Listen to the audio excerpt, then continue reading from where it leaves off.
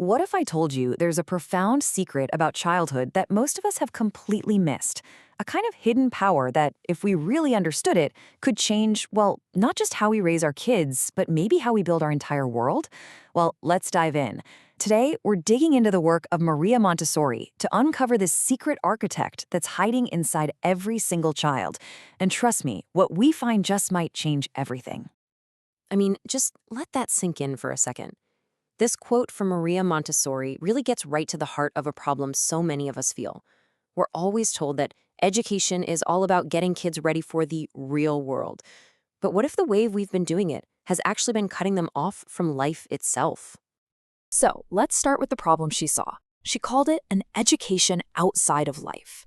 Picture a system that's basically operating in its own little bubble, completely disconnected from the biological and social needs of a growing child. Think about the way things often are. Schools can feel like they're walled off from the rest of society with these super rigid rules that don't really consider the child's well-being. A kid could be sick or hungry or struggling emotionally, but the system's main focus? It's the syllabus, it's the test score. And what you get is this collection of disconnected subjects that doesn't really support a whole living, breathing person. Okay, but the problem with this old system isn't just about what it's doing wrong. The really stunning revelation for Montessori was what the system was completely ignoring. A secret, incredibly powerful force that every child has to literally build themselves. The child, she realized, has a secret power. So that just begs the question, right? If kids aren't just empty buckets that we're supposed to pour knowledge into, then what on earth are they? The answer? They are the architect, and their number one tool is something called the absorbent mind.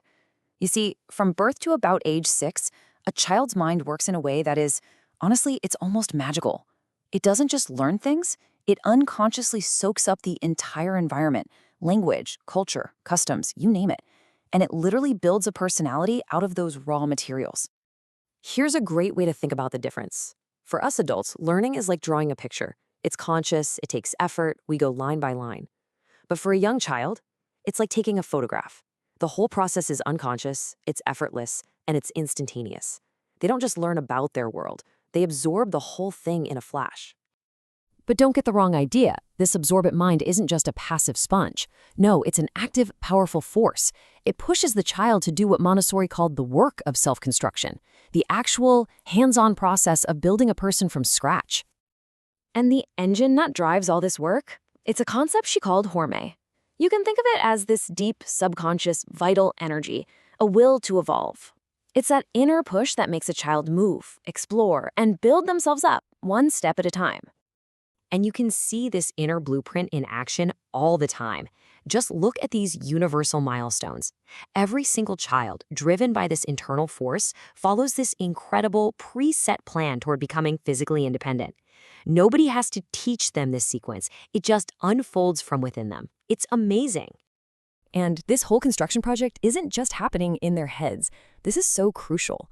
Montessori always said that a child becomes who they are through experience, and their hands are the main tool for that experience. By touching, by grabbing, by working with the world around them, they are literally building their own intelligence. Now, when a child is free to choose their own work and they can just focus on it with this intense concentration, something incredible happens. They reach a state she called normalization. Now, this isn't about being normal in some boring, conformist way. It's a state of deep, genuine satisfaction. It's calm, it's joy, it's self-discipline that comes from their inner drive, finally connecting with meaningful, purposeful action. So what happens when you get a room full of these focused, self-directed little individuals? Do you get chaos? Nope, you get something completely different. You get the birth of a whole new kind of society.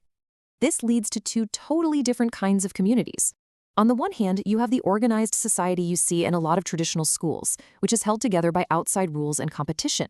But when children are free to follow their own inner guide, what emerges is a cohesive society. It's not run by the teacher, it's run by the kids' own internal compasses, and it's based on respect and harmony. And this isn't just society that we have to force into existence. It just happens, all on its own. The children, because they're so secure in their own work, start to genuinely admire and appreciate what other kids are doing. The older kids naturally start to help the younger ones, and the entire group becomes, as she says, cemented by affection. So, if the child is the architect and they can build their own amazing, harmonious society, what does that mean for us adults? Well, it means our role has to completely, fundamentally change. We have to go from being the commander to being the servant. And this right here, this is the big takeaway for every single parent and teacher out there. We are not the ones building the child. We're not. The child is doing that incredibly hard work all by themselves. Our job is just to be the best possible assistant we can be for their huge project of self-construction. So, what does that help actually look like? Well, it's a real art. It means carefully preparing a space where the child can explore and succeed. It means showing them how things work, and then, and this is the hard part, stepping back. The most important jobs are to just watch without interrupting and to truly trust that the child's inner guide knows exactly what it's doing. And that leaves us with this one final, massive question to think about. We spend so much time and energy trying to cram children into our world, to mold them to fit our needs. But what if we have it completely backwards? What if the real key to a better, more peaceful, more creative future isn't about teaching our children, but about preparing our world for the child?